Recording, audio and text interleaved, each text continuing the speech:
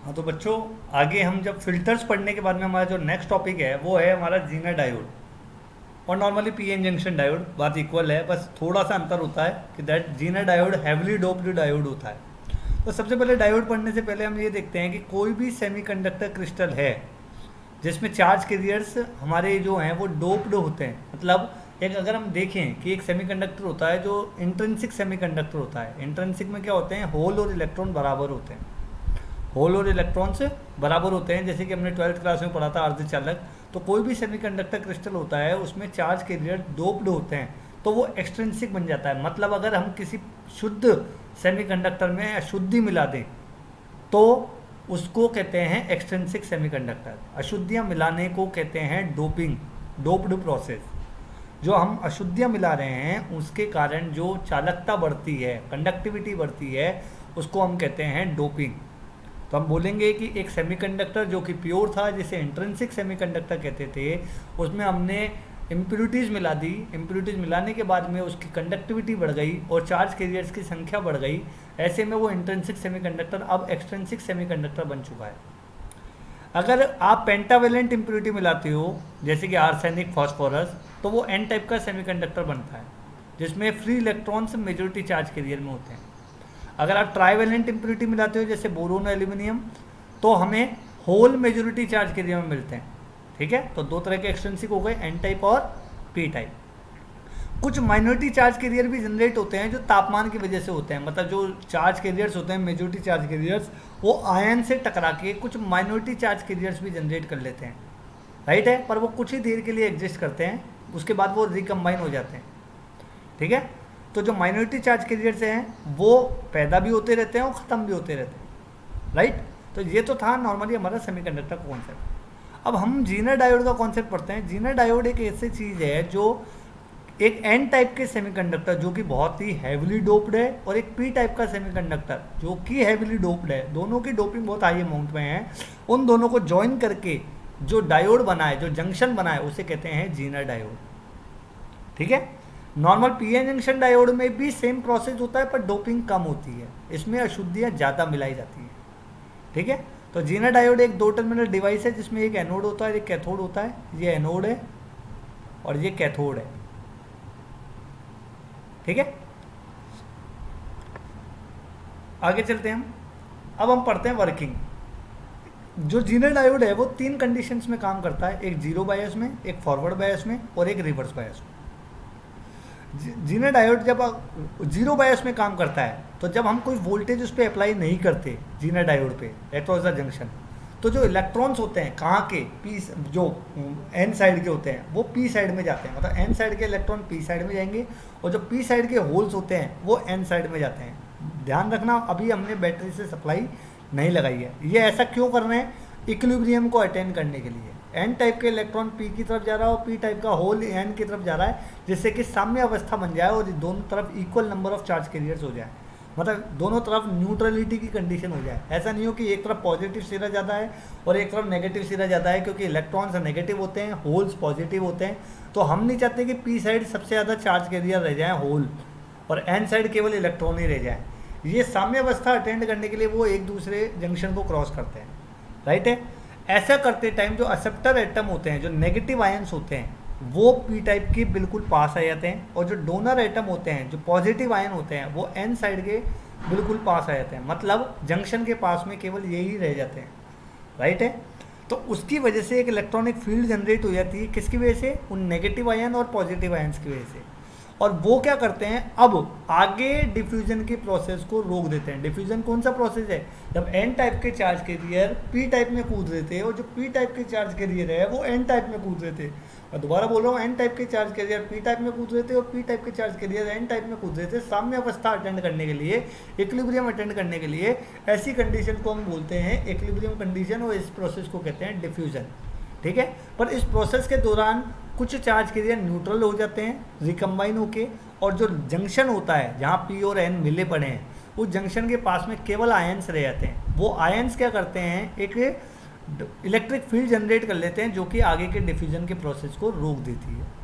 ठीक है, इसको कहते हैं डिप्लीशन रीजन, जहाँ पे कोई भी चार्ज कैरियर नहीं होता है। ये देखिए, इलेक्ट्रॉन डिफ्यूज हो रहा है एन साइड में और होल डिफ्यूज हो रहा है, वो इलेक्ट्रॉन डिफ्यूज हो रहा है पी साइड में और होल डिफ्यूज हो रहा है एन साइड में। उसकी वजह से रिकम्बिनेशन हुए, रिकम्बिनेशन की वजह से केवल और केवल आयन्स लेफ्ट हो जाते हैं यहाँ पे, और इसकी वजह से एक परत बन जाती है जो आगे इन इलेक्ट्रॉन को नहीं जाने देती और होल को नहीं जाने देती। इसे कहते हैं ओपन सर्किट मोड। क्लियर हो गया बात? तो इस तरीके से हमने देखा कि जो जीना डायोड है वो ओपन सर्किट मोड में कैसे काम करता है। ठीक है, थैंक यू।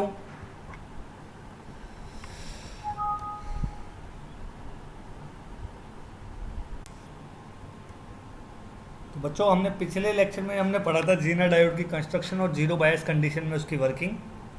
अब हम पढ़ते हैं फॉरवर्ड बायस में। जब जीना डायोड का फॉरवर्ड बायस में कनेक्शन होता है, मतलब जीना डायोड का जो पॉजिटिव टर्मिनल है वो बैटरी के पॉजिटिव से कनेक्ट हो जाए, और जो जीना डायोड का नेगेटिव टर्मिनल है वो बैटरी के नेगेटिव टर्मिनल से कनेक्ट हो जाए, मतलब P पॉजिटिव से N नेगेटिव टर्मिनल से कनेक्ट होए, तो वो कहलाता है जीना डायोड फॉरवर्ड बायस में। अब हम कोई एक्सटर्नल वोल्टेज अगर उस पर लगाते हैं तो जो पोटेंशियल बैरियर होता है, नॉर्मली जो हमने जो देखा था डिप्लीशन लेयर बन गई थी, वो 0.7 वोल्ट की होती है सिलिकॉन के लिए और 0.3 वोल्ट की होती है जर्मेनियम के लिए। तो हमें कम से कम इतना वोल्टेज तो अप्लाई करना पड़ेगा उस डिप्लीशन लेयर को तोड़ने के लिए। जब हम इस वोल्टेज को अप्लाई कर देते हैं तो जो डिप्लीशन लेयर है वो ब्रेक हो जाती है, मतलब जो आयन्स हैं वो उनकी इलेक्ट्रिक फील्ड कम पड़ जाती है एक्सटर्नल इलेक्ट्रिक फील्ड से। मतलब हमने जो बाहर से जो वोल्टेज लगाया है, एक्सटर्नल वोल्टेज लगाया है, और जो डिप्लीशन लेयर बनी थी कब, जीरो बायस की कंडीशन में, उससे जब हमारा एक्सटर्नल वोल्टेज ज़्यादा हो जाता है तो पोटेंशियल बैरियर का जो अपोजिशन है वो कम हो जाता है, और वो जो हमारा एक्सटर्नल वोल्टेज है वो उसको ख़त्म कर देता है और करंट फ्लो होना चालू हो जाता है। ठीक है, ऐसा क्यों हुआ?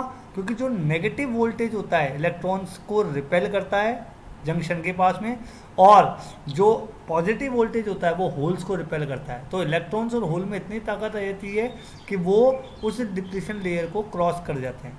ठीक है, तो मतलब होल जो है वो एन साइड में पहुंच जाते हैं और जो इलेक्ट्रॉन्स हैं वो पी साइड में पहुंच जाते हैं। पर वास्तविक बात क्या होती है, केवल इलेक्ट्रॉन्स ही पी साइड में पहुंचते हैं, बाकी का होल तो एक इमेजिनरी कल्पना है, क्योंकि होल एक जस्ट लाइक गड्ढा है, होल कभी चल नहीं सकता। तो जो एन साइड का इलेक्ट्रॉन है वो पी साइड में कूद जाता है, वो वहाँ पे होल बन जाता है और हमें लगता है कि होल वहाँ से कूद के आया है, जबकि ऐसा नहीं है। केवल इलेक्ट्रॉन जो है वो जंक्शन को क्रॉस कर जाता है, क्योंकि नेगेटिव टर्मिनल ने इलेक्ट्रॉन को धक्का लगाया और वो डिप्लीशन लेयर को क्रॉस करके पी साइड में पहुँच गया, और पी साइड का जो होल था वो वहाँ पर क्रिएट हो गया। क्लियर है? तो इस तरीके से करंट फ्लो हो जाती है। अब वो जो डायोड है वो फॉरवर्ड बायस में आर रेजिस्टेंस से अलाउ कर रहा है, जो कि बहुत कम होता है, 100 से 200 ओम। तो ये हमारी थी फॉरवर्ड बायस की कंडीशन में, जब पी टर्मिनल पॉजिटिव से और एन टर्मिनल हमारा नेगेटिव से कनेक्ट हो जाता है, तो जब एक्सटर्नल वोल्टेज अप्लाई करा जाता है तो जो डिप्लीशन लेयर का वोल्टेज था 0.7 या 0.3, उस वोल्टेज से ऊपर जब एक्सटर्नल वोल्टेज लगा देते हैं तो हम देखते हैं कि जो इलेक्ट्रॉन्स होते हैं नेगेटिव टर्मिनल से रिपेल होके उस वोल्टेज को ओवरकम करके डिप्लीशन लेयर को तोड़ के जंक्शन क्रॉस कर जाते हैं और पी साइड में कूद जाते हैं।